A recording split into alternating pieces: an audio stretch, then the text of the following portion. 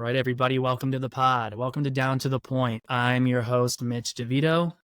I'm Davey Amore. And I'm Dennis Bijigo. So basically, we're three longtime friends, former roommates, who have these types of conversations ourselves personally offline, and decided it might be, a good idea to have these conversations online. We're going to talk about everything from pop culture to hip hop to current events to feelings and emotions affecting men today, our culture, our society. Really, there's not a whole lot of rules. So our topics are going to kind of range each week. And the goal is really just to engage you, the audience, and help you along your own journey so that there are like-minded people out there, people who disagree with you. We're like-minded in a lot of ways, but we don't always agree. And that's the point of the pod, right? Is to discuss these topics, get everybody's different opinions, and engage you to think about your own thoughts and maybe even perchance take a different perspective on something that you've thought about for a long time. So our first topics for this week we're going to be talking about the woke movement, Kanye West, forgiveness from the perspective of our own lives and from the perspective of pop culture and celebrity, which means, of course, this week we're going to be talking about, again, Kanye and Diddy, right? And then we're going to go into a discussion on the 50 top rappers. Billboard last year released their top 50 rappers in the 50 years of hip hop. So we're going to discuss those and whether we agree with the list and how that list was formulated. And then every episode, we're going to finish off with giving you guys a recommendation for a book, an album, and a movie. These might be movies, albums, and books you've already been familiar with, and they might not be. So the point is to try to give you some outside perspective and give you something new to listen to, watch, and read. So we're going to start off with the idea of the woke movement, right? It's no secret the woke movement has exacerbated in the last few years. It's become a huge deal, right? The death of George Floyd, the Me Too movement, you name it. Wokeism is a part of our everyday lives. And so I just want to kind of start the conversation by asking you guys, how has the woke movement evolved since its inception? Do you guys think that it started one way and is now something different? How has it really evolved? Yeah. First of all, I just want to say it's great to be talking to two people I really enjoy talking to. And you're two people I enjoy spending time with. No Diddy. So, boy, this is going to be fun.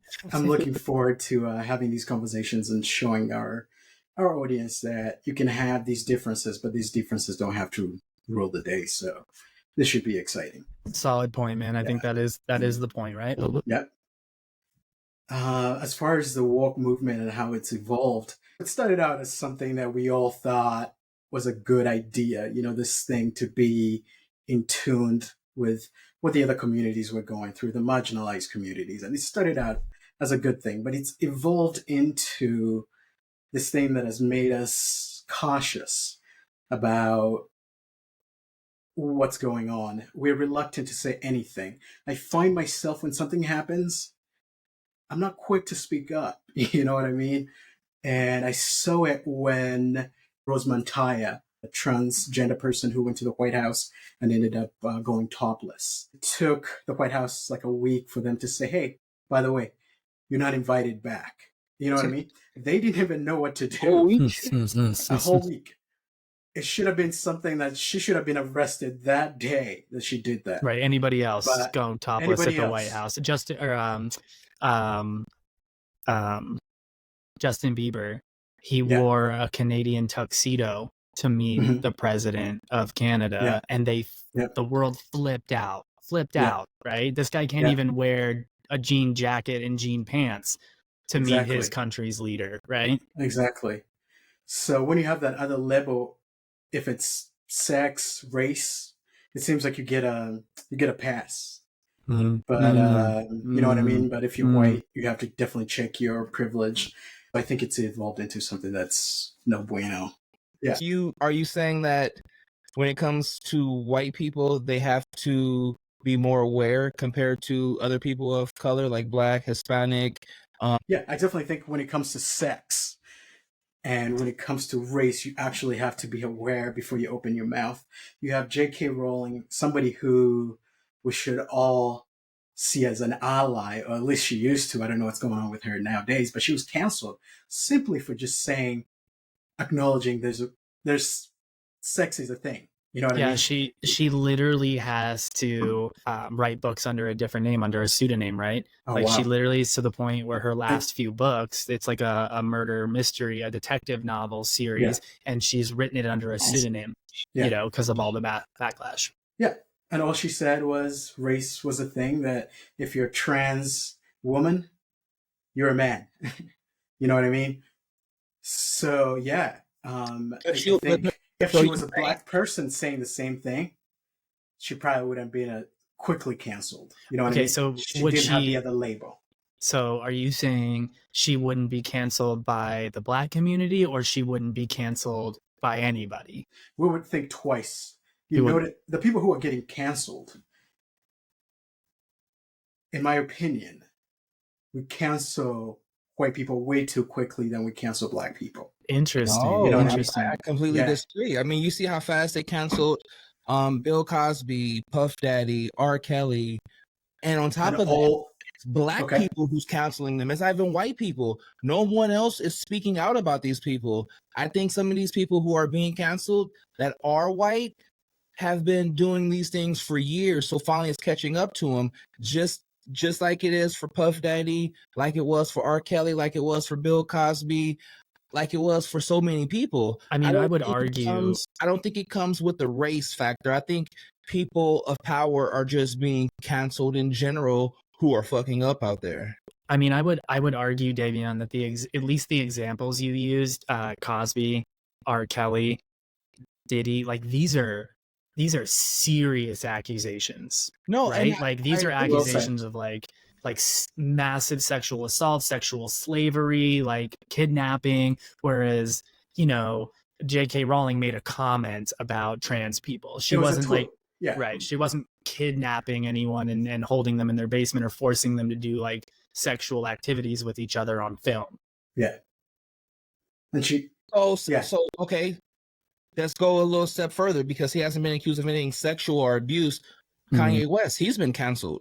I mean, anti-Semitic, like, okay. I mean, okay. I just don't agree with what Dennis said about it's mostly white people who's being canceled. I don't think it should be a color tied to cancellation when it comes to someone being offended by certain things. Like, and I hope we can dive into Kanye a little later. Oh yeah, he's coming up. Yeah. Okay, but Kanye was canceled and he came back, and he's still in our faces. You know what I mean? We still see him on a daily basis. J.K. Rowling, you could say she fell off. You know what I mean? Ellen DeGeneres, apparently she was just an asshole at work. You know what I mean? And she's gone. She's not raping anybody. Right. You know what I mean? So there is that need for, if you're white, to be very cautious about what you say. And if you're black, we're all being cautious. And if you're black, you have to be cautious. You have to, but it's not on the same degree. I think there's levels to it. We have to be cautious in more ways than others. What we say, how we look, how we walk, how we present ourselves. So I'll say fuck what you're saying over all those other things, in my opinion. And I hear what you're saying. What you're saying is true, but that's the cross that we've been carrying for years. As Black people, we have to watch our body language. You know what I mean? I was telling Mitch the other day, I have to be better than the next person. You know what I mean? You did say when I get a job, I have to say, hey, I can be trusted. You know what I mean? I'm not like the people you read about in the news. You know what I mean? So you do have. I get your point that that's a cross we've been carrying for so many years. But what the woke culture has changed it, that white people have to do that and more. You know what I mean? Welcome to our world. Makes any sense. Yeah, exactly. So I think you got money to do these things. So I'm not sweating that shit, because these people who are being canceled, they are still leaving with a nice severance package from their company. So even if you said shit, you still ain't got to walk a mile in my shoes and still watch what you say, how you look, how you present yourself, like we agreed about.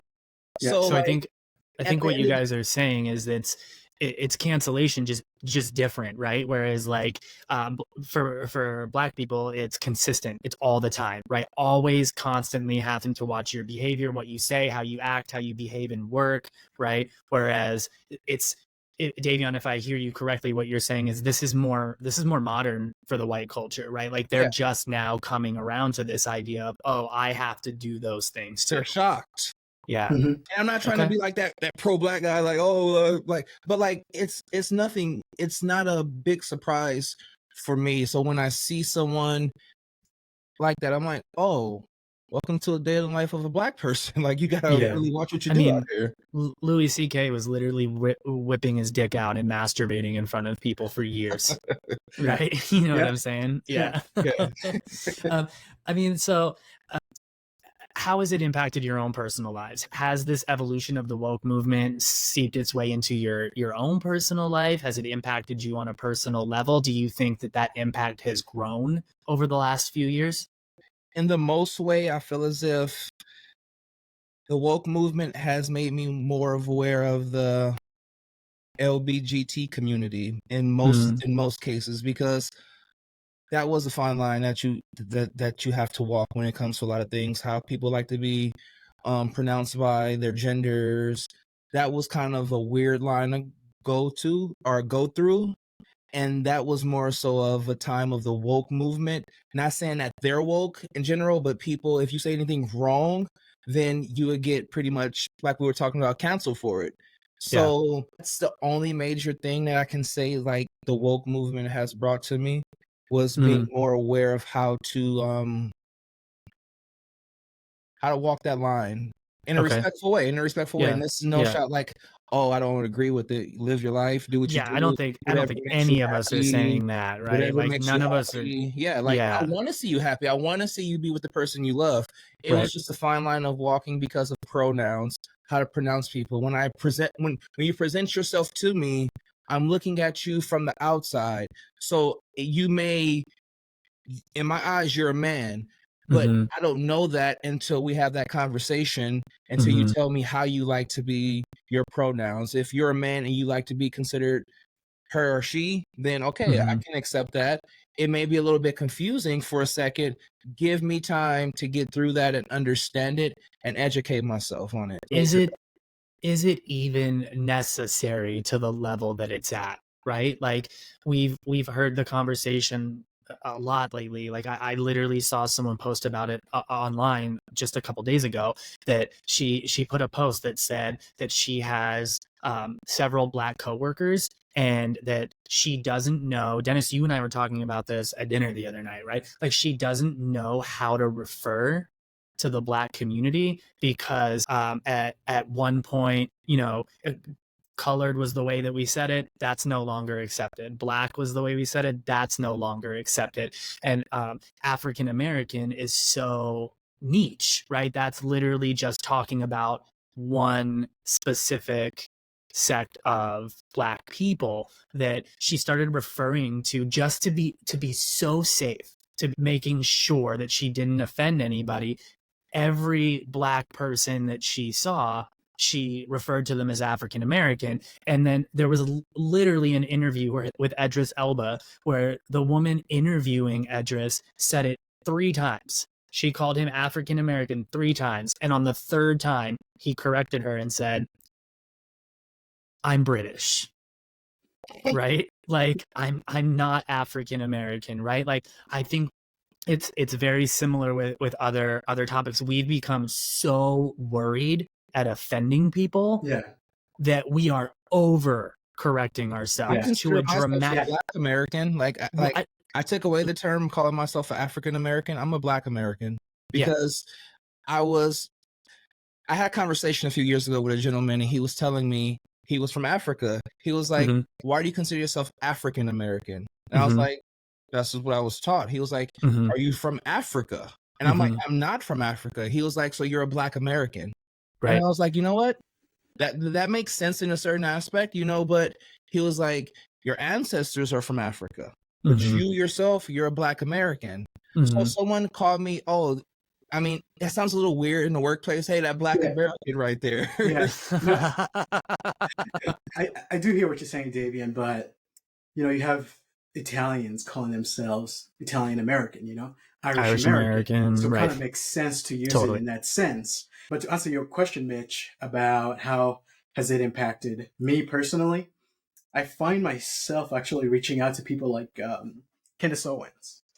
She has a documentary that she came out with just to get a different perspective. She came out with a documentary about Black Lives Matter, which to me has been the thing that came out of this woke culture was Black Lives Matter, which was something I was way behind. I was behind it when it started, but evolved into something that I can't get behind anymore. Okay. If that makes any sense. Expand on that a little bit. Why not? With the George Floyd situation, they raised $92 million. That $92 million, the house that George Floyd lived in, he was behind on rent. You know what I mean? He had a car that needed to be impounded. And that money didn't even go to that to take care of George Floyd's living situation and the people he left hanging with that.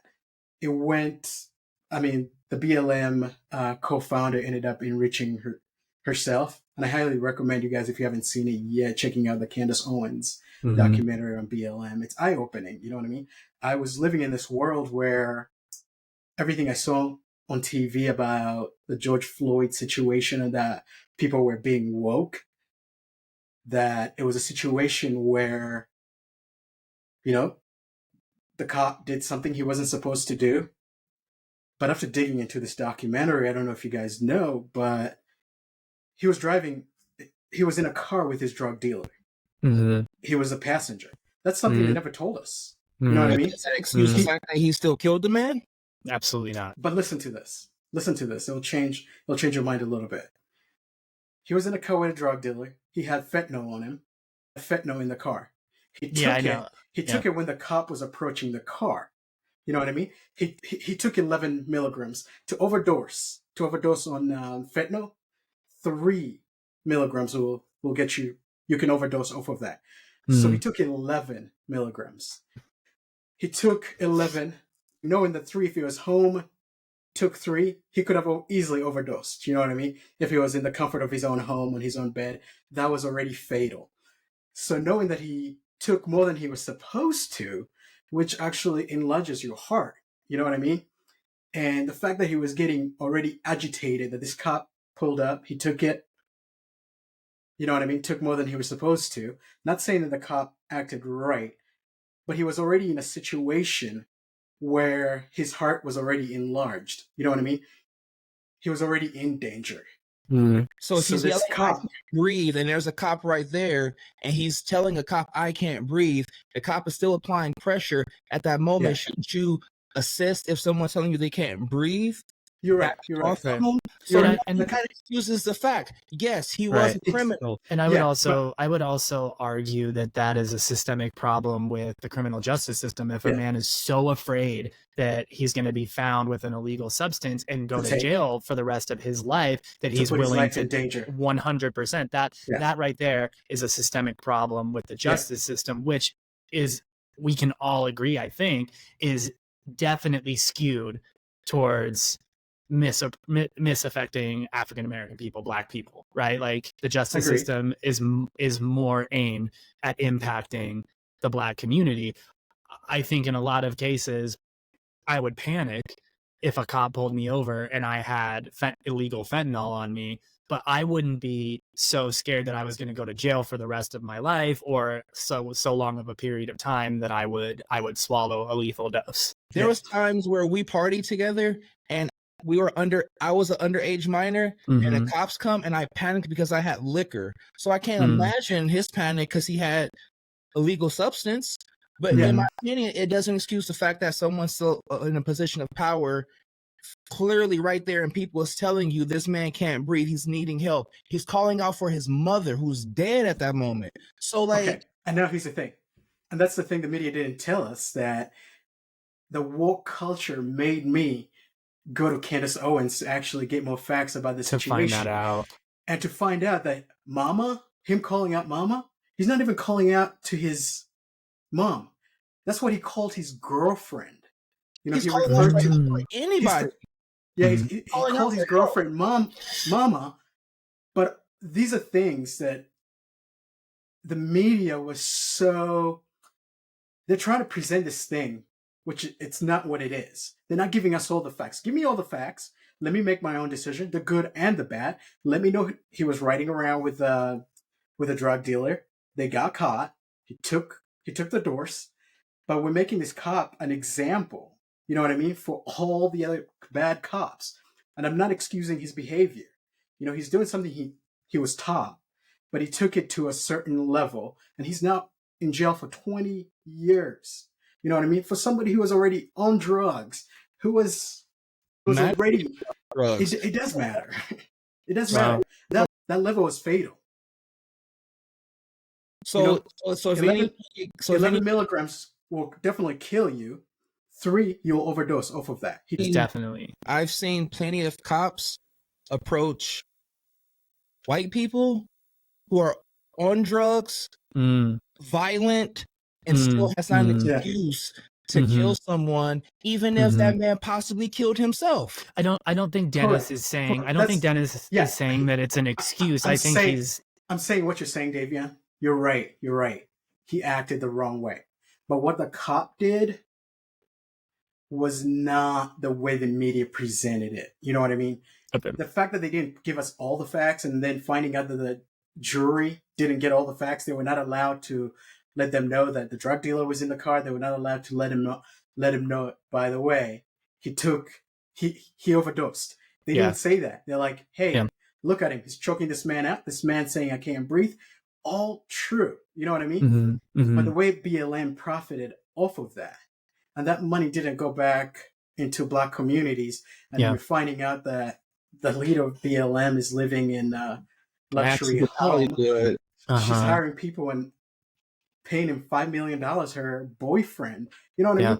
Just things that the woke culture is like, we cannot mention the wrong stuff. And that's why I think the people who are not part of the woke culture can't trust the people that are in the woke culture. They're saying, well, there's some facts that I have, and you guys are not mentioning them at all. And Dennis, what you're saying is we don't, as part of the way the woke culture has evolved, we don't always get the full story of what happened. I think the point Dennis is making is that part of the woke movement has evolved to the point where people just jump and start making accusations without even having the full knowledge of what the story was. Yeah, it's like, we're writing with this because we're mad at all the other injustices. True.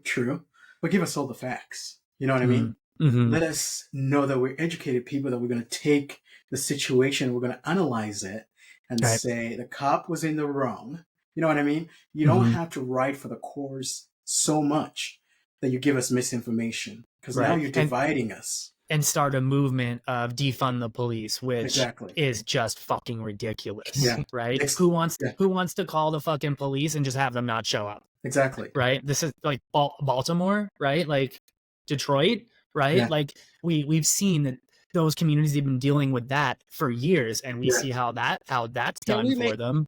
Quick statement on defund the police. I think people took that to an extreme when they said defund the police. I think people hear defund the police, that means we don't want police. No, that means we don't want police in the cities with military-style weapons kicking in your door because you got some weed in your house.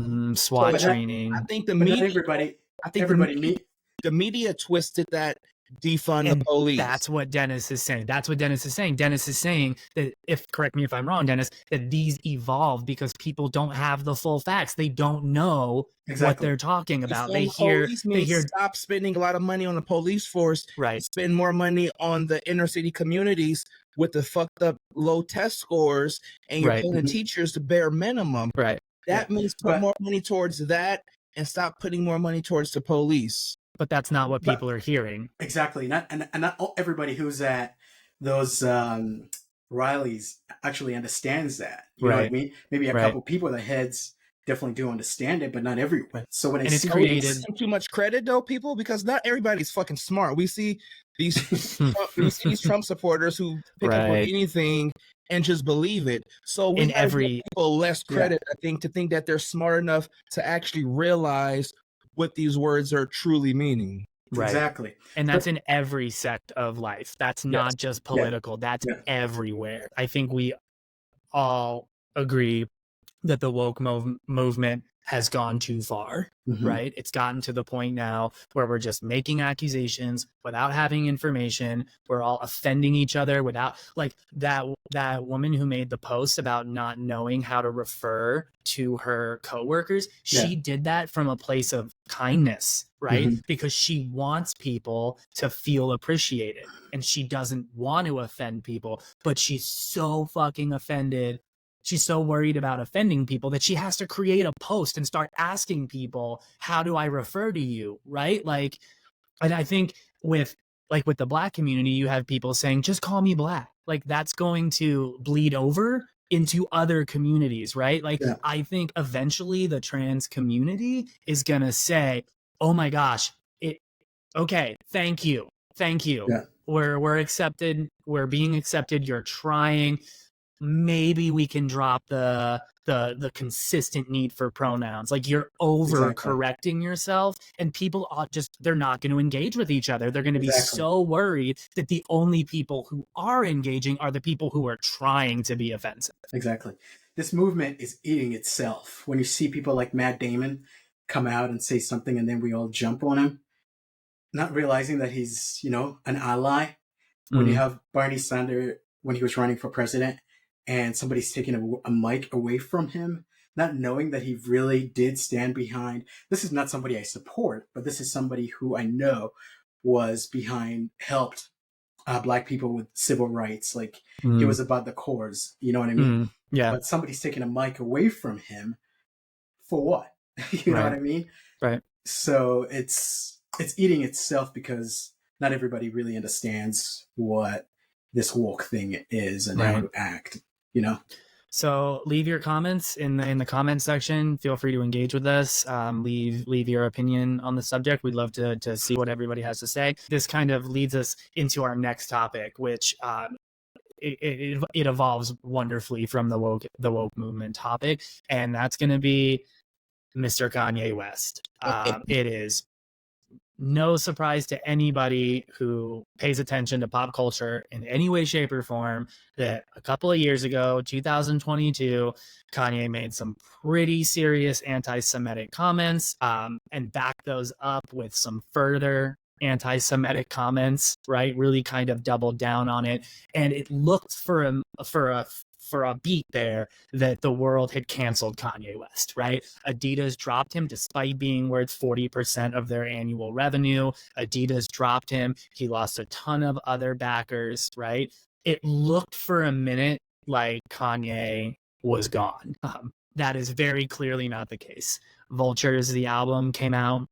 For the first 3 weeks that it was out, it was at number 1 on the national 200 list, the global 200 list. It's still currently sitting at number 3.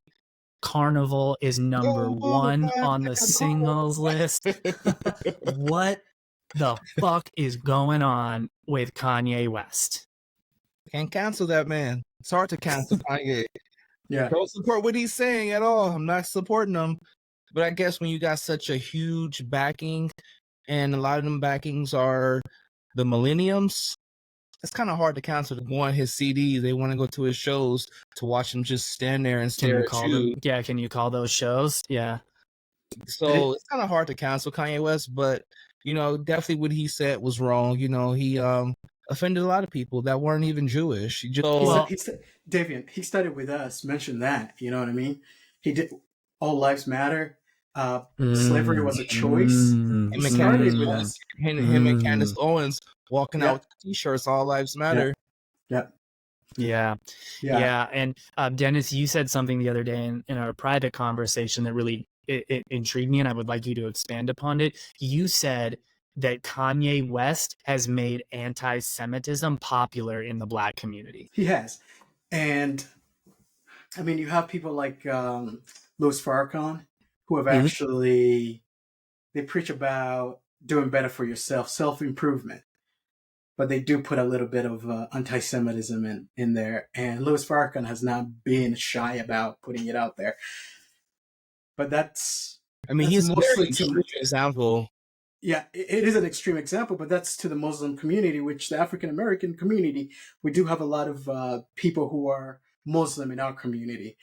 So when he's preaching that, and then you have this other popular rapper in Kanye who comes out and echoes the same things, about this community, and he's doing it in a way that we have heard other people say it before, but some of the people in our community don't have the resources to be educated on these issues. So when they hear somebody who's already in Hollywood being anti-Semitic, like Kyrie, like Kanye, they jump on that. You know what I mean? You have black people in Brooklyn playing the knockout game. You know what I mean? Punching out Jewish people. And this is stuff that I believe that Kanye has helped lend a voice to. You know what I mean? It's not by accident that all of a sudden Jewish people are not popular in the black community. He's helped fuel that fire. He should be canceled. But unlike Ellen DeGeneres, like I was saying, and J.K. Rowling, he's given another chance, because even white people are like, would I be if I was to just shut him down, would I be confused or mistaken for a racist? You know what I mean? People are reluctant to shut him down. I think tension between a black and Jewish community has been very high since the Crown Heights, the Jewish guy running over the black kid. I think tensions between the black and Jewish community has kind of gone downhill before Kanye West, if we're being honest. It has. He's just brought it out more inside of the younger people, I would say. But it's hard to cancel someone like him when you gave him so much power and money, to where now you see he don't necessarily need anyone. He just does it himself. He funds everything himself. So, but I don't think people accepted him back. I just think that we created this thing. You know what I mean? This is a guy who came out and said he was Jesus. And what I believe by him saying he's Jesus, he's saying that I'm the God of rap. We accepted that. This fool went out and had Sunday services. We accepted that. You know what I mean? Like that was blasphemy. The Sunday services, the album too. You know what I mean? And we accepted that. He tried to run for president. Like he has something to say, and we didn't give him enough feedback from the get. Like, you're going overboard. Him calling George Bush racist. Is that true though? Adidas dropped him. He lost a huge sect of his fan base. But here's the thing. I don't know if we, as a society, didn't respond enough to Kanye. I just don't think that response was accepted. We did it. He would have. He cared when we got mad at him when he was wearing All Lives Matter shirt. He cared when he said slavery. He backed off of that. He's never gone to that. With this new Vulture album, he's still taunting Jewish people. Yeah, you know it's funny because he did, because he knows he can get away, because there's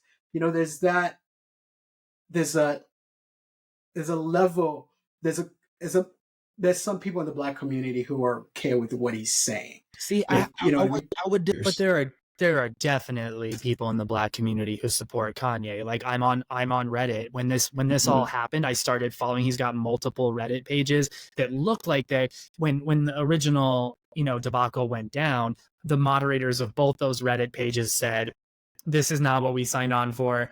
This is way too far. We can't moderate this. We're done." And it looked like those pages closed down. Well, now they're back with a force. And Davion, there are plenty of black people on those forums posting about him. Who has the power in this country? I think anybody with money has power. I don't think it's a race thing anymore. I don't think you can just say... I don't think it's necessary that black people are supporting him. Black people aren't turning their back on him. They're not supporting his claims. They're not going out there saying we agree with what he's saying. We're not going to turn our back on him because of he's. I'm telling you, there are people who have an appetite for anti-Semitism in the black community. When Kyrie comes out and says what he did, and the difference between You're talking about celebrities, though. You're not talking about average, hardworking Black people in this country. You're talking about celebrities right now who are supposedly, making these anti-Semitic comments. Yeah, when you have Louis Farrakhan saying he's extreme, but he's looked at as one of the people in the black leaders. More Black people in this country are considered Christian than Muslim. That's definitely true. Black people don't. If you ask a lot of Black people, they would tell you Louis Farrakhan is very extreme. Mm-hmm. They also and say that, oh yeah, that's our leader. They don't look towards him. So Davion, are you saying there's not a rise in anti-Semitism, a popularity of anti-Semitism in the Black community? There's a rise of anti-Semitic within America, not just the Black community. It is still consistently, and I mentioned this to you both. It is still consistently the number one hate crime committed in the United States. But it's not white people. It's not Mexican people who are knocking out Jewish people in Brooklyn. It's not, you know what I mean? That's something that we're doing to Jewish people. News clips. It's not news clips. White people march down the street with torches. That's really gonna go. Correct. But we have a sector. Sorry, go ahead. We have a sector in our community that's hating on Jewish people, that's hating on Asian people. You know what I mean? It's happening. They're doing it. And I think somebody in Kanye's position who fueled, you're right, it's not just Kanye this was not a new idea that he brought to the by no means. But he really put it on that level. He exacerbated it. Exactly. Yeah. And Kanye West brought the Black community and says, hey guys, go against Jewish people. I think that media is highlighting that, and that's what we're seeing. But there's so much more hate in this country that's just not coming from Black people. There's just coming from Americans in general. I think that the environment now has become, especially over the last few years, that there are people in positions of power who do not filter themselves, who say whatever they want, and that has given credence to people in the regular community, in the non-celebrity community, to do the same thing. People who would have otherwise kept that opinion to themselves, or maybe never even acted upon that opinion or feeling, now feel justified in doing so. And I think Kanye West is one of those people. Yeah. I'm sorry, Dennis. I'm gonna let you say something, but let me say something. No, go ahead. Can we say that was Trump who brought that out? I think and Kanye West learned from Trump. No, Kanye was doing this stuff calling George Bush a racist before Trump even was there, but we gave him that leeway during Hurricane Katrina, which it could be argued about how he handled that situation. So at that moment, the Black community supported Kanye West with that statement because they saw Black people floating in Louisiana down rivers and just floating on CNN. And all they was doing was dropping food down there and not helping those people. At that moment, he had a valid statement. Now, no. What he's saying now is nonsense. But I don't think it was Kanye West who sparked that. You can sit there and point to Trump and say Trump sparked that. He called Mexicans coming over the borders rapists. He called those people drug mules. And I think that's the point that we're making here, is that it's not just Kanye West who is using his position of power to say these outlandish things and gain support. At least the argument that I'm making is it's many people, right? There's many people in positions of power, and Kanye West is one of them. We've got people literally holding signs. We've literally got people holding signs over bridges, over overpasses, talking about how Kanye is the savior of the neo-Nazi party, is the hero of the neo-Nazi party. The sign was saying Kanye was right. You know what I mean? Right. And so I guess to boost up their agenda, though, if we're being honest. Yeah, and those were not Black people. No Nazis are really going to listen to if he says, I mean, that's an ally to them. If he says what they're feeling and what they're hearing, boy, I disagree, Davian. I think they'll go, what? We got a Black guy saying this now? Let's get him. Let's show this, you know? So we got this black guy saying this shit. We know he's popular right now. Let's use him as a propaganda. We don't fuck that guy right there. If it came down to it, we'll kill that guy right there. But right now, he's going to boost our agenda, and he's serving our purpose. Serve our purpose. At the end of the day, he's just a pawn in this. We don't really give a fuck about him. That's what it comes down to. So the Nazi party. So let's talk about the content then. Let's get to the content of the album, of Vultures in general. What did you guys think of that album? Is it in line with the Kanye West that we have known and grew up with? Or is it completely different? Was it good? Did you guys enjoy it? A few songs were tolerable, but I think mostly it was his beats. The lyrics were just trash to me. I thought Vulture as an album was not his best work. Probably in my opinion, one of his worst albums. To me, it sounded like it was rushed, but I also think it was so bad that if Northwest wrote this album, it wouldn't get any streams or radio play, and it would still be a bad album. It would not be something that we would look up to and say that's a good album. Big titted bitches just don't fall out of the sky, Yeah, quoting movies, taunting Jewish people. This guy is addicted to sex. When you listen to the album, it seems like that's where he is in his life, and he should get help for that. You know what I mean? And we need to put him in a timeout and say, hey, I'm not somebody who wants to see Kanye West fail. I would love to see him succeed. I would love for him to come back and say, hey, I'm sorry about the stuff I said. You know what I mean? Like about Jewish people, when I went to Alex Jones's show. That was crazy. Yeah. Please forgive. But now let's go back to making really dope music. If this album was good, I'd tell you it was good, but it was horrible. I agree. I thought it was, not only was it his worst album ever, I think it really degrades the genre of rap and hip hop altogether. It was awful. It was awful. I literally couldn't even get to the end of it. I couldn't wait for it to be over. There were a couple, like Davion, like you said, Dennis, I think you said this too. There were a couple of good beats on there, a couple. But this is not Late Registration. This is not College Dropout. This is not the level of Kanye West that we have come to expect, that we have come to love. And there's a great reflection in this. And Davion, you made a good point. I'm curious to hear your argument about it. If you look at the features on Kanye's albums over the years, if you look at the people who were working with Kanye over the years, we had people like Quali, we had people like Mos, right? Common, we had huge legends in the hip hop industry. And over the years, those have degraded to the point where the features on this album, to me, it seems nobody of any salt will even work with Kanye West anymore. I think so, because, and it could be a Kanye West thing. It could be that he wants to bring in that new genre of music that everybody's so popular to, which is that mumble rapping. Because if you notice, he just got mumble rappers on there, like Playboy Cardi.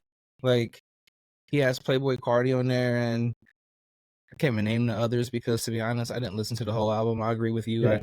I couldn't. I'm just like, next. Oh, catchy beat, next. Mm-hmm. But I think a lot of people also, they're too afraid to touch it. They're too afraid to go near it because they don't want to get their shoe deals pulled.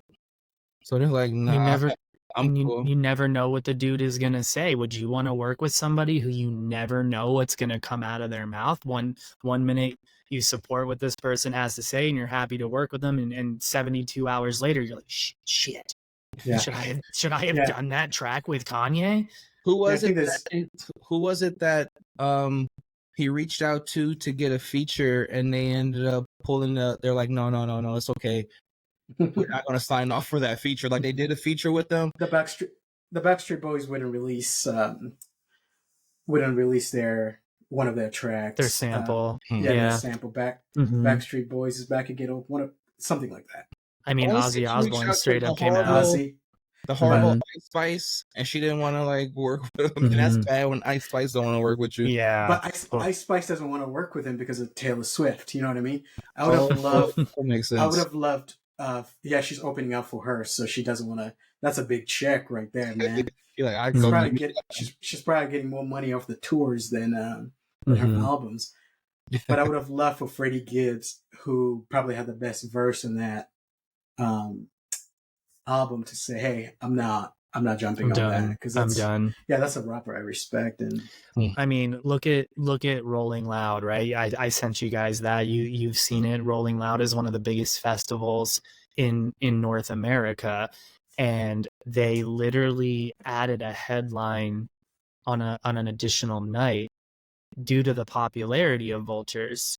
Yeah. They called Kanye and asked him to headline a night at Rolling Loud, and he literally didn't even have the pretense of picking up a microphone, right? They charged $300 a night, $300 a head for that headline performance. He had a DJ come out for 1 hour, spin some of his songs from Vultures, while him and Ty Dolla $ign literally just walked up and down the stage, literally never even picked up a microphone. And then after it was over and people were like, dude, what's going on? He goes on Big Boy's podcast and justifies it by saying, I mean, look at the architecture of this wall behind me. This is a piece of art, right? Like, I realize when I'm on stage that the smoke coming from the smoke machines and the lights hitting this, people don't come to hear me perform. They come for the experience. Like, this dude literally thinks people want to pay $300 a night to stand in a fucking room with him while he wears a Jason Voorhees mask and says nothing. And they want more. They want more. This, to me, it's outlandish, and it's Kanye West has lost his fucking mind, and people are supporting him. His stands are uplifted. The reason this album we made go ahead. The reason this album is doing so well is because his stands are at home literally just streaming it over and over and over and over again to get its numbers on Spotify and Apple Music to boost that trash album to #1, which just furthers his dude. He literally, Dennis, you said this, he literally calls himself Jesus on that album multiple times. That's what Jesus is. Like, this is a person, going back to that interview you were talking about with Big Boy.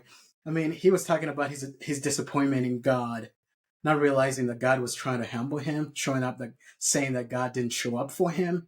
This is somebody who we've put up to this pedestal. And we should have seen the signs when he told us that, what do you think, me and Dame Cool, we assholes, that's why we listen to your shit and fast forward. You know what I mean? This is somebody who knows he's an asshole, but we give him an excuse and say, it's mental health. You know what I mean? So it can't be both. You know what I mean? I think this is just a guy who's just an asshole. Yeah. And mental health only goes so far, man. We all know people who have struggled with mental health, and we'll talk about this. We'll talk about mental health on future pods. Myself have struggled with mental health significantly. Dude, you're a man. Step the fuck up. If you have a mental health problem, get help, dude. You can't just act that way. Having a mental health disorder doesn't give you the right to just say and do whatever the fuck you want, man. I mean, think about that line. Corner who's not trying to get him that help, who's blocking him possibly from getting that help. Because, like, we've seen him on his meds before.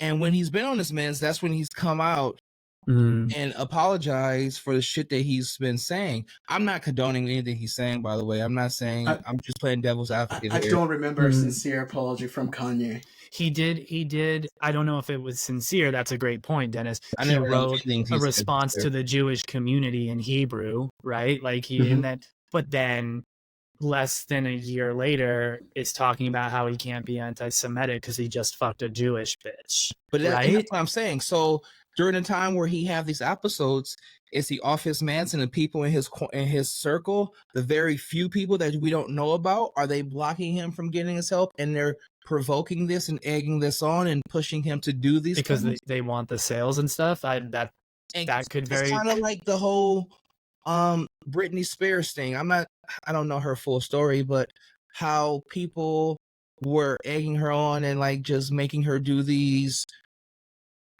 weird shit that she was doing, like the outlandish videos on TikTok and Instagram. Is And Kanye West in one of those situations where he have people who are not truly there to see him be better? You're right. Yeah, I think he does. They're not egging him on to be anti-Semitic, but I think that yes, people, they want to keep getting that check.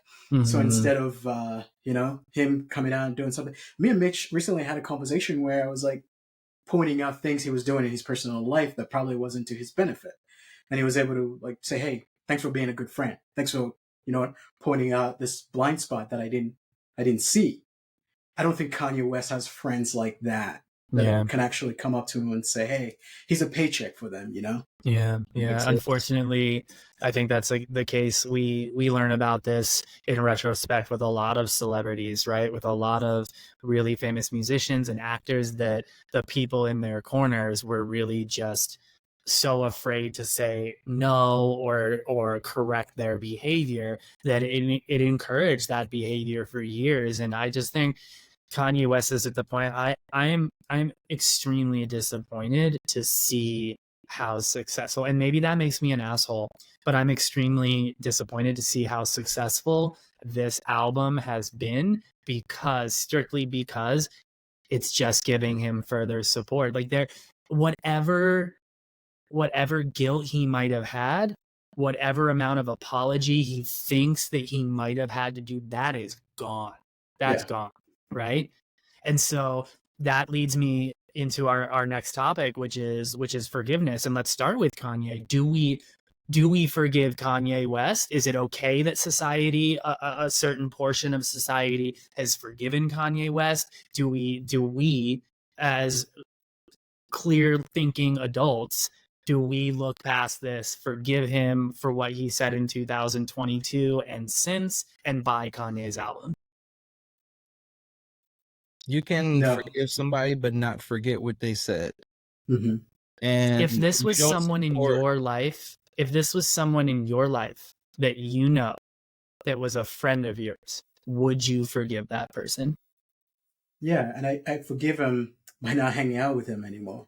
You know what I mean? I forgive him and I let that shit go and distance myself from that person. You know what I mean? They're toxic. I don't want to be around that behavior. And for me to get to the next level of my life, I need to evolve, and I need to leave that person behind, which is the same way I feel about Kanye. I was so disappointed by the album and where he's gone, because I'm one of the few people who was defending him after he interrupted, Taylor Swift. I was like, maybe he had a point, blah, blah, blah, blah.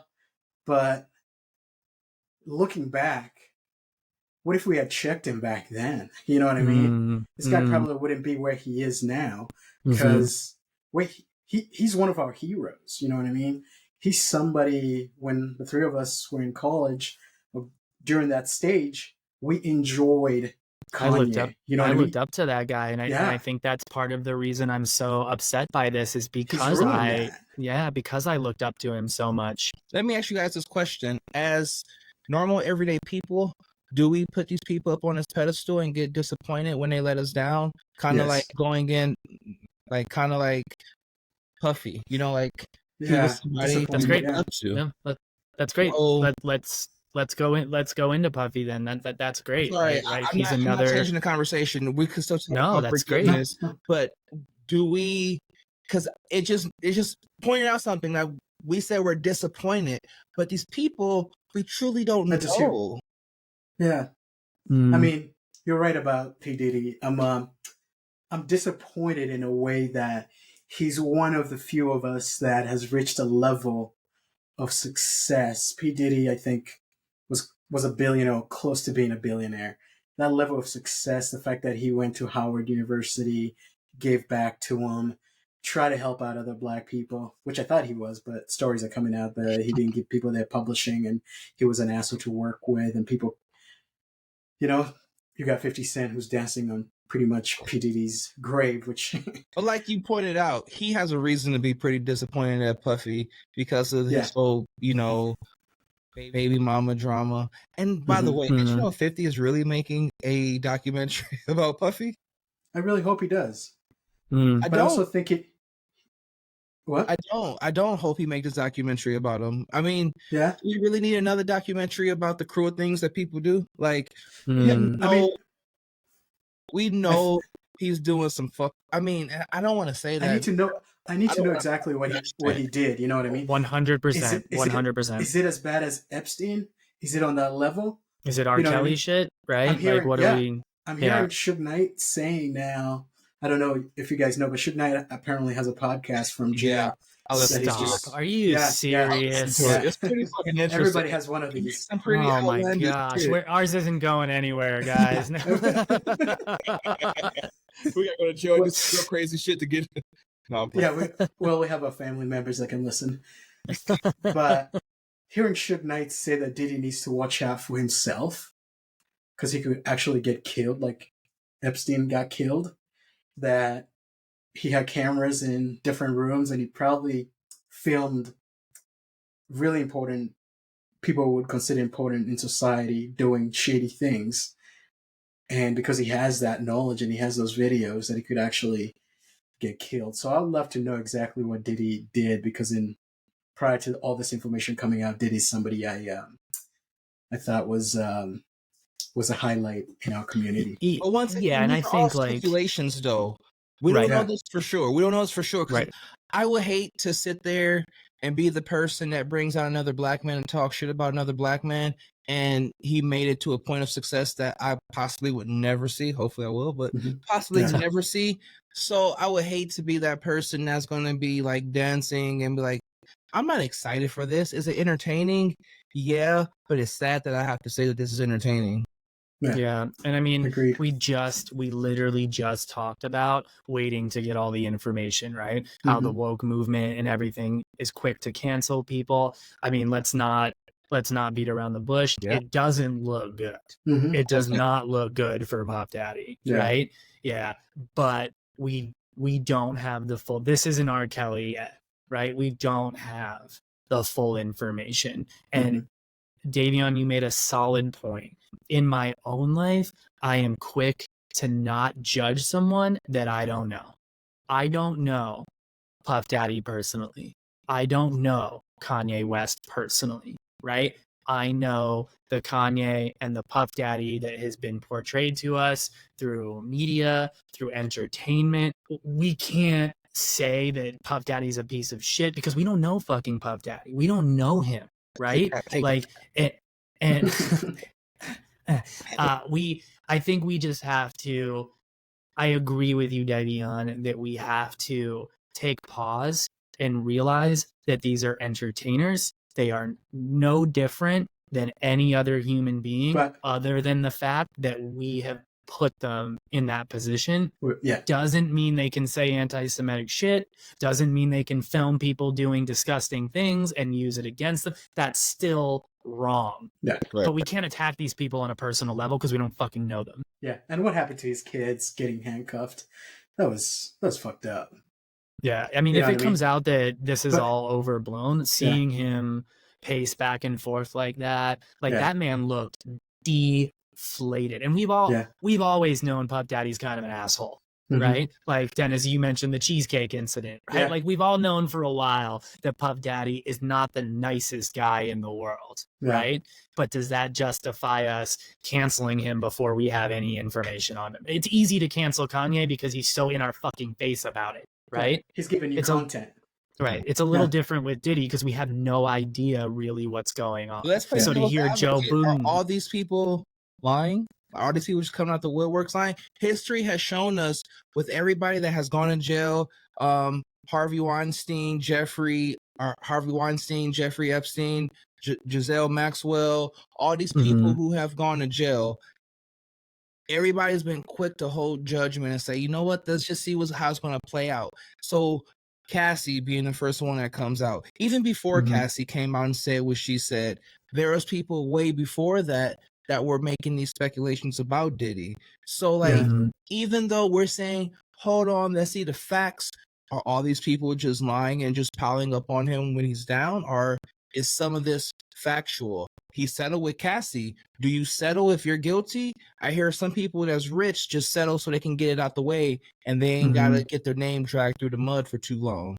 So I mean, like the NAR, right? The National Association of Realtors just settled out of court to simply avoid the fact that if they didn't win their appeal, they knew if they lost their appeal that other states would follow suit, and the $450 million that they owed now would quickly turn into billions of dollars, right? So does that mean they settled because they knew they were guilty, or they were trying to avoid a potential, you know, greater downfall? I know, right? Like, is a business guy. You look at the business aspect, so I'd be interested to hear what you have to say about that. Do you just settle because you don't want to get your name dragged through the mud, or do you settle because you feel as if you're actually guilty and you could go to jail? Yeah, I think in the Kobe situation, you know what I mean, he settled too. But I think that's a man that's not necessarily saying he's guilty, but I think that's a man saying, hey, I just want this to be over. You know what I mean? I did cheat on my wife. I did something wrong. So whether rape or not, my name is already getting dragged. I want to stop it. And in terms of businesses, I think it's good for you to settle quickly, because people remember what they said first. They don't remember what came after. You know what I mean? Did you win the case? Did you not win the case? They remember, oh, there were rumors of this happening. You know, so in Diddy's case, I think settling quickly was for him to try to avoid anybody else saying anything. Yeah, and let's keep in mind that usually settlements include an NDA, right? Like people can't talk about it afterwards, right? Yeah. So like Cassie because she couldn't go on a documentary or whatever and talk about it if she took the settlement. She's actually speaking upon. She recently put out a statement a few days ago. Her lawyer put out a statement on her behalf a few days ago. So he wasn't smart enough to put a non-disclosure agreement in there. I think we gotta watch it. Yep, we gotta watch it. And and Davion, I think you're right. Like historically, when there's this many people coming out, Michael Jackson, R. Kelly, right? Like historically, when this many people come out, chances are it is correct. But I say Michael Jackson never was found guilty of anything. Yeah, because he settled a bunch of times, and you're talking to a huge Michael Jackson fan. Like, it kills me to say that, right? So I'm just saying, like, maybe we gotta wait. We gotta wait and see when the information comes out. Let's not be quick to cancel somebody who we don't have the full information, but knowing that, you know, chances are we're gonna hear a lot more about Puff Daddy in the coming weeks. Yeah. So great segue. Last year, for the 50th anniversary of hip hop, the Billboard put out the top 50 best rappers. We're going to talk about the top 10. For the first time in history of making a list, modern rappers were included, right? They were allowed to be included. Historically, these lists include legends in the industry, long-timers in the industry. This is the first time the list was allowed to include more modern rappers. And we're going to talk about that list a little bit, whether or not we agree with it, whether or not we think those people should even be on the list. Davion, hit us with the top 10, starting at number 10 to number 1. Alrighty. Number 10 being Nicki Minaj. Number 9, Snoop Double G. Number 8, that boy Drake. Number 7, Lil Wayne, Lil Louisiana. Followed by Biggie, Eminem, Tupac, Nas, Kendrick Lamar, and Jay-Z. So let's start out with the simple answer to the question: do we agree that these 10 people should be on the list? No. I'm pulling up the list right now. Okay. Some of these people should be on the list. Not all 10 of these people should be on the list. At least not in this order. Okay, so I think that it's justified to put those 10 people on the top 50 list, but I think that that top 10 list is just not accurate at all. Dennis? The list, we were talking about woke culture. Mm-hmm. I mean, the list includes Nicki Minaj. That seems like a woke culture thing. Like, Because she's female? Because she's female, she's on the list. There are people I could name who are better than Nicki Minaj. Mind you, she's a great rapper that could be on that list. So Nicki Minaj, don't like her there. Everybody else, I mean, the people that I would move them around. And I don't know if you want to hear my list now or later. Let's hear it. Did you want to hear my list? I do. I would do Biggie number 1. He is rap. Like, it just oozes out of him when he raps. Just who he was. You know what I mean? He didn't have the sex appeal, but the dude could rap. And I think that's why he's lasted as long as he's lasted. Jay-Z, I mean, there's nothing to discuss there.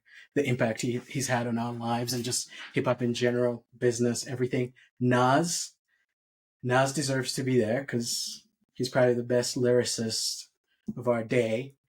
Eminem. They say Eminem, I've heard stories that he actually keeps notes of words that rhyme, like dictionaries of words that rhyme. And you can see his dedication in the music. And not only that, he's actually been an ally in his music. I don't know if you guys have listened to his recent stuff where he's actually losing some of his white fans that he's becoming so political. We don't want him anymore. Yeah, we don't want him anymore. Right? So I think he's still behind us and he talks about our issues. So I think we need to embrace him more. And he's my number 4. He gave us 50 Cent. You know what I mean? He inspired Hobson, Logic, Big Sean from Detroit. Joe Budden wouldn't even have a podcast if it wasn't for Eminem. Right? My number 5 would be Lil Wayne. Speaking of inspiration, Lil Wayne has inspired so many people. And Lil Wayne has bars. Like, he just has his play on words. It's one of the best. So he's in my top 5. And let me go a little quicker. I would say Snoop Dogg, just because Snoop has written for Dre. And I would say Tupac, because of who Tupac meant to us as an artist. Number 8, Drake. Boys charting the charts all the time. My number, what did I say? Drake. 8, 9 would be Ice Cube. Ice Cube, for the businessman that he is. The look on Davion's face right now is classic. Ice Cube is a writer. You know what I mean? He wrote the NWA album, the first one, the debut album, Straight Outta Compton. He wrote for Eazy-E. So everything you like about Eazy-E, that's Ice Cube that you like. You know what I mean? He also wrote for Dre on that album. So that's a writer in the truest sense. My number 10 is Black Thought.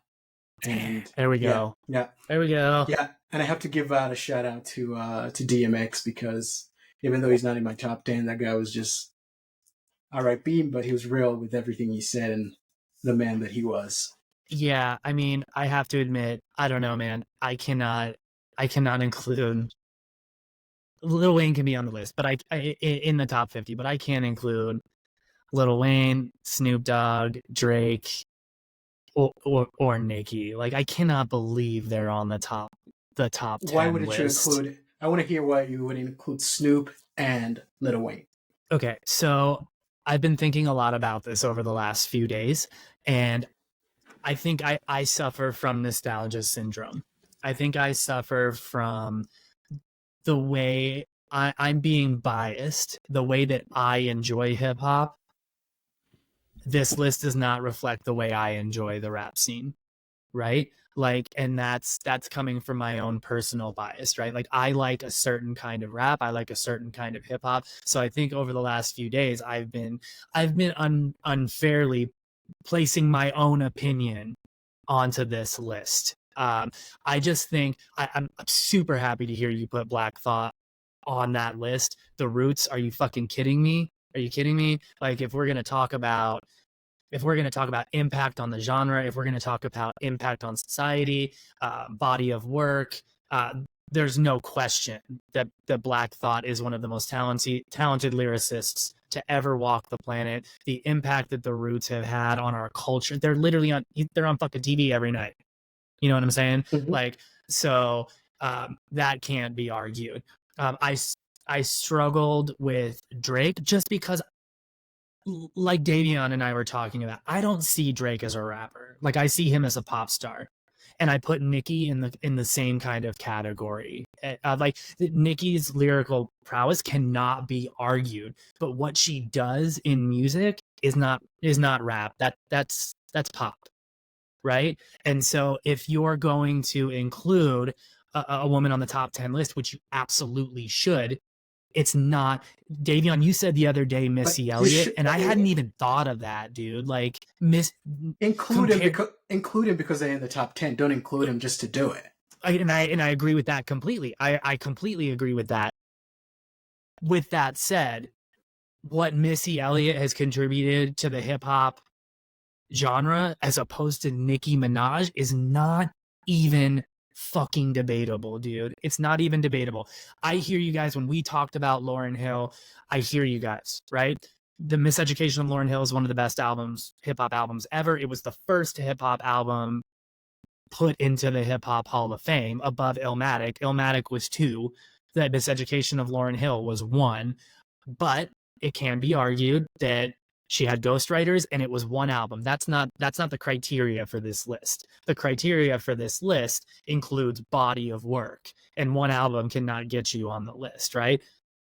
Missy, they got Biggie on the list. What's up? They got Biggie on the list. They do have Biggie on the list. And like Dennis said, it cannot be argued. Like we wouldn't have the form of Jay-Z that we have if it wasn't for Biggie. Not saying Jay wouldn't have. You can say that about Biggie. Biggie doesn't live today. If we're being honest, you don't hear Biggie music being played on the radio unless it's a old school Juicy Monday hour. But think about this. You hear more Tupac. Diddy made a whole career of B.I.G. That's how good that guy was. And we're literally talking about him in this podcast of how powerful he is and how big he is, and that is literally because of Biggie, yeah. Right? And so you give Puffy some credit though, because without Puffy, it possibly wouldn't have been a Biggie. Biggie is the one who shaped and molded his career and told him how to lay his style down, and because Biggie couldn't express himself the way he wanted to. If you listen to an old Biggie rap prior to Puffy, you would see Biggie didn't rap that way. Puffy came in with some credit. Drake could have done that for Biggie. Quincy Jones could have done that. Any good producer could have done that because this guy had a talent. Even with his crooked eye, when you hear these black and white videos and you hear him rap, you're like, whoa, that's him. You know what I mean? Just his flow. I don't know, man. And Dennis, you made a solid point about X, man. Like, how can you not put DMX on the top 10 and include somebody like Drake or Lil Wayne, man? Like that happened because Drake is known all around the world. Drake is global. Honest, X wasn't known around the world. Yeah, that's true. Known who X was. I'm not going to discredit his celebrity, but he wasn't. Yeah, you could go in the forest and people know who Drake is. I've literally been in clubs in Croatia and heard Drake on the radio, and the whole crowd is getting down, right? So his global acumen is not debatable. But X to put out 2 albums in 1 year and go double platinum, he deserves to be up there. That had never been done. Imagine how good he had to be. You know what I mean? I don't think there's a single. And he wrote for himself his whole entire career and looked down on people who didn't. And when you listen to his first albums, I think everybody gets worse as they get older. They just can't relate. So their music is not quite as good. But X lived that life. That Rough Riders was an anthem. It was a movement. And if you want to talk about really living the life, because we've had this debate before amongst the 3 of us of how accurate this persona is in hip hop, right? Because this persona is DMX. That was not a fucking persona. Like, he battled through foster care, homelessness, drug addiction, like you name it. That dude was the legitimate definition of a fucking Rough Rider, man. He chased fucking mates on a beach. Yeah. This dude has gone to jail more times than we can count. You know what I mean? He dressed up as a cop. Like, he literally impersonated a cop, dude. Yeah. You know? He goes to jail just to take a time out. Right. Yeah. So, I mean, it with the criteria, and I have to keep that in mind, it's the criteria that make this list, right? We have to also understand that there was a pretty significant caveat, which kind of irritates me a little bit because it feels like there was an exception personally made to include Drake on this list. And that's the exception of not being born. You had to have been born in North America. And so Slick Rick can't be on the list because he was British born. But we can include Drake because he was born in Canada, and that's in North America. Like, I don't know. Like, that feels like kind of a twist to me. Before we hear from Davian, because I know how much Davian likes Kendrick Lamar, so I just want to let you know. Kendrick Lamar, he's my number 13. He's my How can he be on that top 10? How can he be above Nasir Jones? How is that fucking possible? They put him number 2. Yeah, it makes no sense. Basing it off of lyrics, Kendrick is ahead of his time. That's why a lot of people feel as if he's out of touch, because he's spitting some shit that not a lot of people are able to understand. Excuse me? Not able to understand? Oh, yeah. I thought you said something smart. My fault. Oh, what did you think I said? I don't know. I was expecting to say something smart to me. But, like I wouldn't put him in my top 2. He wouldn't be on my top 2. I like Kendrick. He wouldn't be in my top 10 though. I'm gonna go that far, but I see why some people would. The people who wrote this list, let's be honest, look at them. They're new millennium kids who wrote this list. It's not like they're our age in their 30s. These people are in their 20s who's writing this list, so they're basing it off of that. And if we're really giving, I mean, he won more Grammys than what a lot of these people on this list have done within 3 years. So yeah. Also, he ain't to be fucked with. Also think that people who give Grammys are not people who really actually consume rap. They're people who are like, this seems like somebody who we should give a Grammy to. It's funny. One of the hosts of the producers of the Grammys was on Trevor Noah's podcast the other day, and he was talking about how they have, besides like best album of the year is always televised, right? There are certain albums, that genres that are always televised. Country is always televised. Album of the year is always televised. Pop album is always televised. They have to decide what other albums are going to be televised during the Grammys, and very often hip hop is not included on that list because they don't even think it's popular enough to be televised in the time that they have.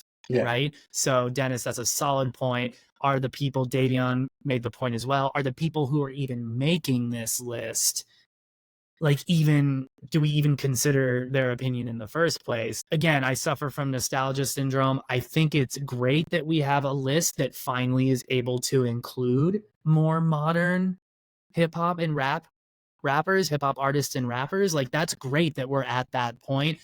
But Kendrick Lamar, okay, he wouldn't be on my top 10. I think all three of us said he wouldn't be on our top 10. There's no question the dude would be on the list, right? Where the fuck is J. Cole? Where the fuck is J. Cole? We're going to put, not only are we putting Kendrick at number 2 above Nas, we're not even putting Cole on the list at all. Like, to me, this list just seems just really off base, man. It is. Agreed. I agree. It's completely off base. Can I hear Davion's top 10 rappers? Let's hear it. Rappers. Number 1. Start with number 10. Start with number 10. Let's get a lead up. Number 10, I would say, would be Wayne. Put Wayne at number 10. Okay. Number 9 after Wayne, I would put Eminem. After you put Eminem at 9? I like starting at 1. Can I start at 1?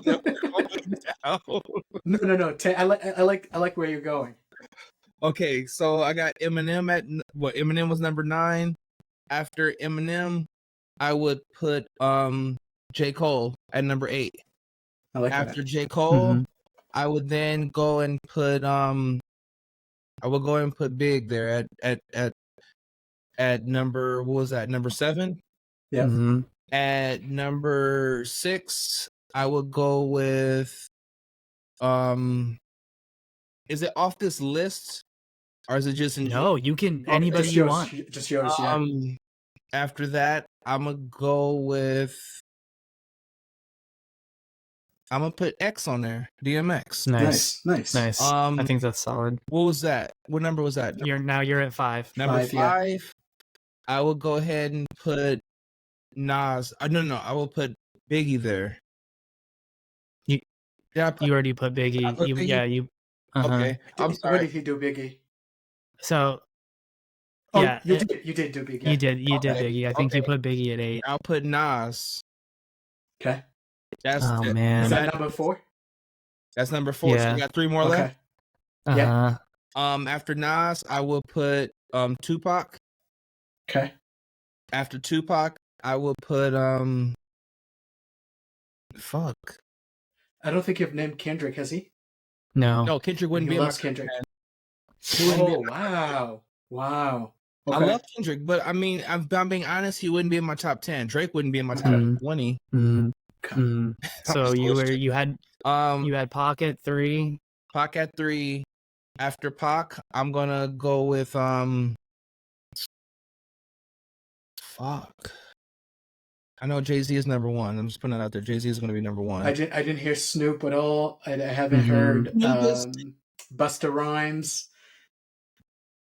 There we go. I'll put Busta Rhymes at number 2. Okay.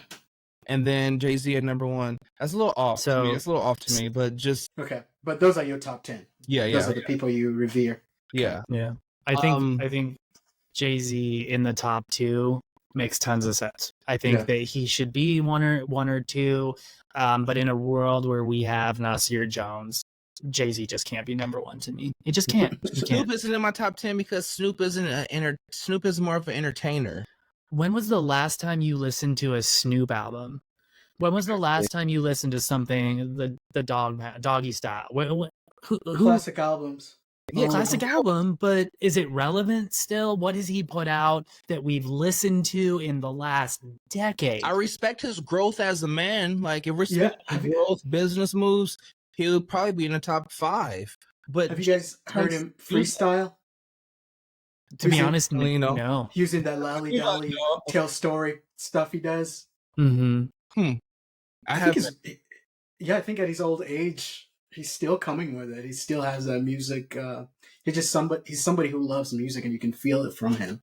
Yeah, I mean his impact on the genre. There's not a household in America who doesn't know who fucking Snoop Dogg is, right? Every household in America, from Martha Stewart. I have his cookbook sitting over on my shelf right now. Yeah, I have it. I was gifted it as a birthday. It's hilarious. I want to go to wine.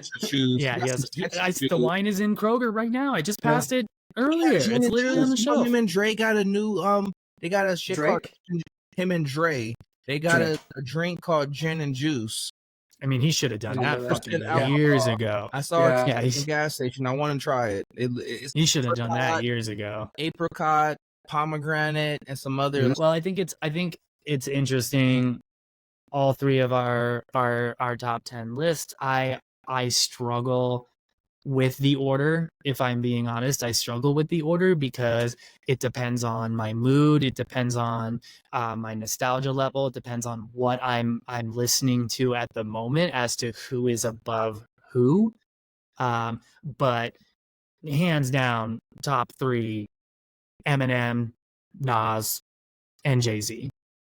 Those 3 men are in my top 3. Rotating, and not in that order, or not necessarily in that order. No, Pac should definitely be on the list. I struggle with Biggie being at number 6, if I'm being honest, but I understand the justification. If we're talking about body of work, right? Like, I understand the justification of putting him at 6.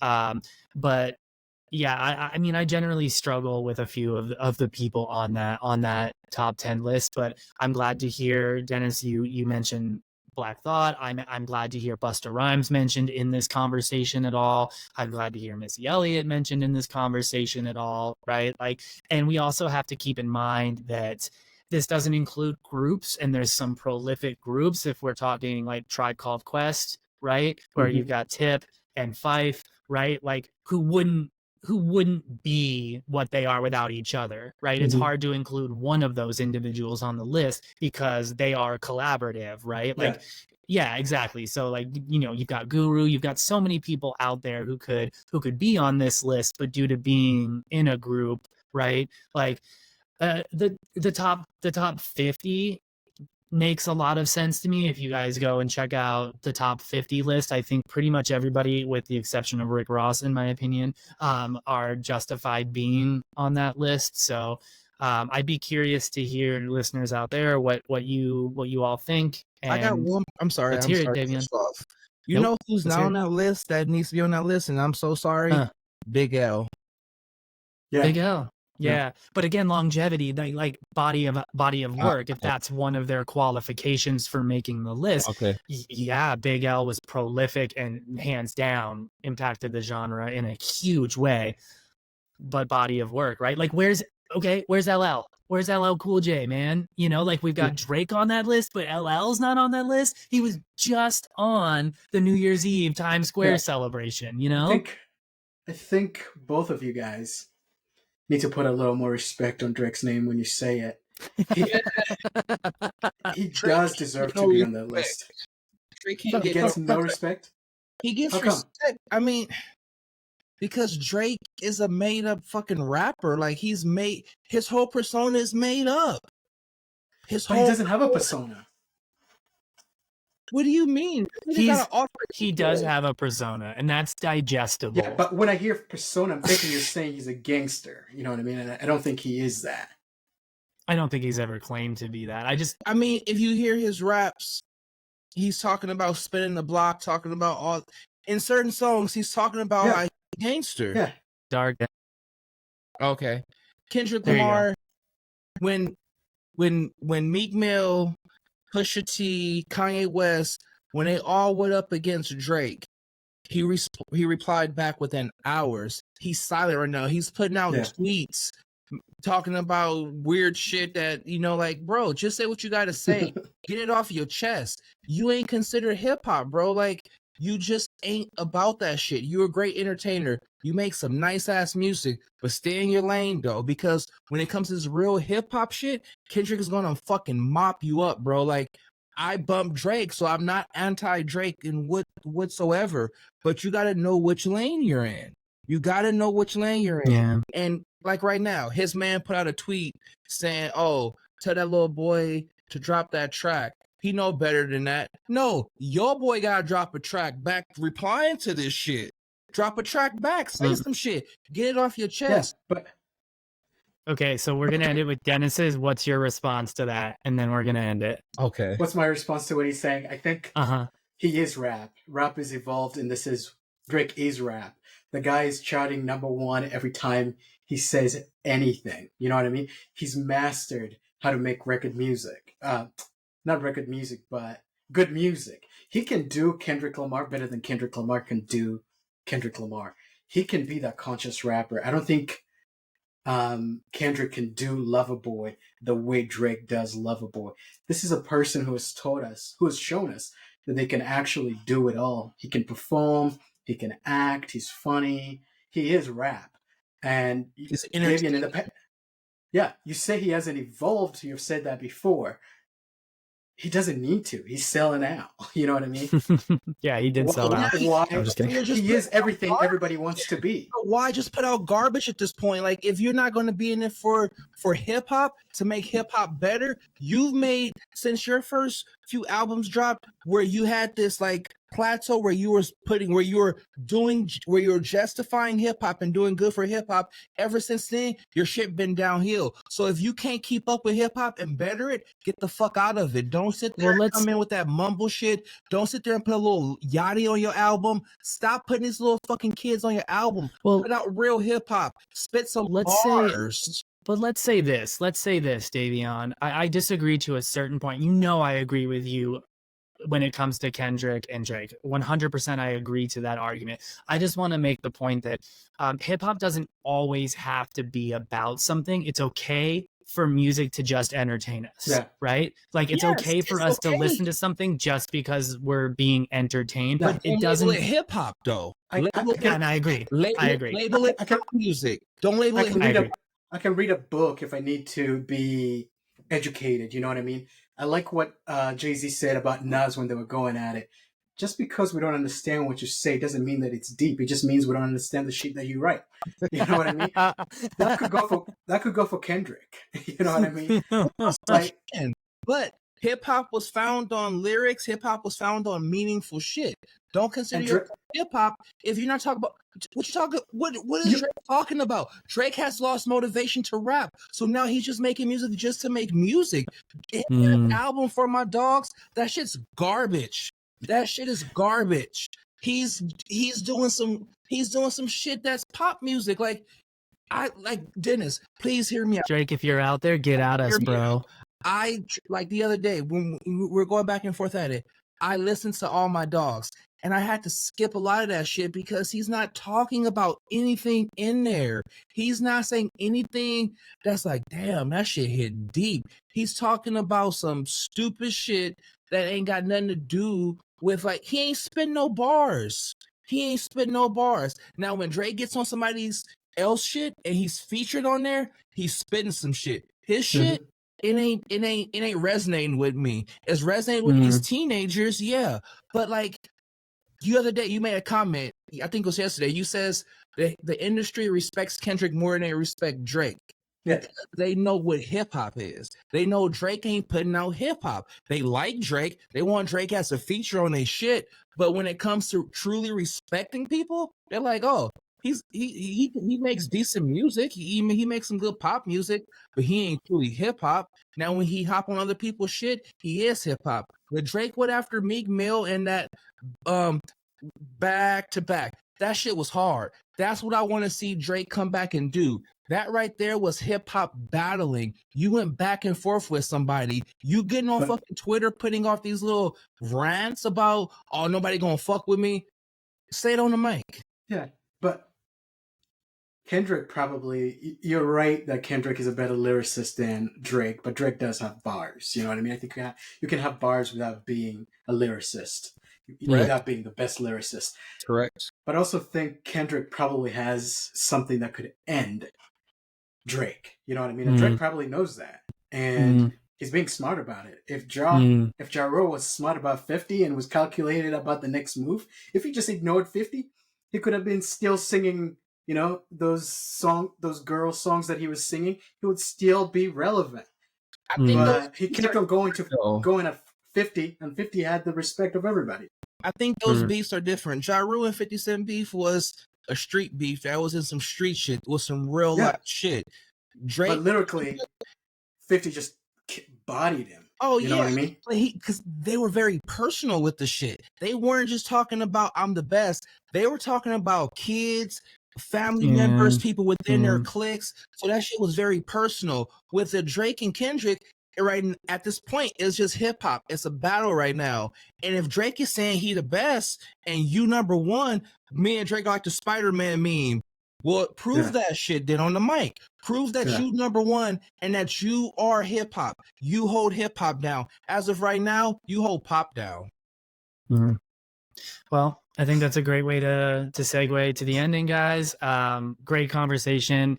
For our listeners out there, like we mentioned in the beginning, we're always going to end our pod with a recommendation for a book, an album, and a movie. And so I'm gonna start out with my recommendation was JT's new album. I think it aligns well with what Davion was just saying. It's a great pop album. It's extremely entertaining. It goes back to that style that we loved so much about JT. We've got the Timbo beats on there. We've got the Pharrell beats on there. He made an attempt with Man of the Woods. It didn't work out so hot. And now he's kind of come back to what we love about JT. And I think it's phenomenal. There are 10 songs on that album that have been on repeat since the moment it dropped, which tells me it not only it appeals to my taste, but it's going to appeal to other people's tastes as well. Some of the tracks that I didn't necessarily like, other people are going to like, but as an all around album, I give that a solid 8 out of 10. And I'm glad to see JT return back. So I recommend to everybody to go out there and stream Everything I Thought I Was. Dennis, what do you got for us for a book? I recommend The Molecule for More. This is a book by Daniel Lieberman and Michael Long. It talks about dopamine and how dopamine makes us act. And what I really loved about this book, it talked about the feeling of anticipating something is better than having it. You know what I mean? We crave things. We enjoy going through Instagram and just going, one reel after another. Yeah. So it simplifies something that's so complicated into this really nice, easy to read book. So check it out. The Molecule for More. Nice. Davion, what do you got for a movie for us? Don't worry about a thing. Got that Bob Marley movie. Bob Marley movie was pretty dope. Nice. Talked about how he was very not necessarily political, but how he was trying to bring two political parties together in Jamaica for the best of the country. So he was a man of the people, a man for the people, and a man by the people. So definitely check out the Bob Marley documentary in theaters everywhere. It's even streaming right now on I want to say on one of Prime, maybe one of the Prime or Max. Prime or Max. There's cool. So if you want to be in the comfort of your home and check it out, that's a great place. And I'm definitely going to check out both of those suggestions myself. So we hope you guys had a good time. And again, please feel free to leave your comments about any of the topics that we discussed tonight. And if there's something you want to hear us talk about, shoot that off to us as well, so we can consider keeping that in the pod. Real quick, where can they find you guys at on social media? So we're going to be on Spotify. We're on Apple Podcasts. We're on Amazon Music. We have an IG page. We have a YouTube channel. I will list all of that in the notes for everybody so they can engage with us. Awesome. Perfect. All right. See you guys. Late.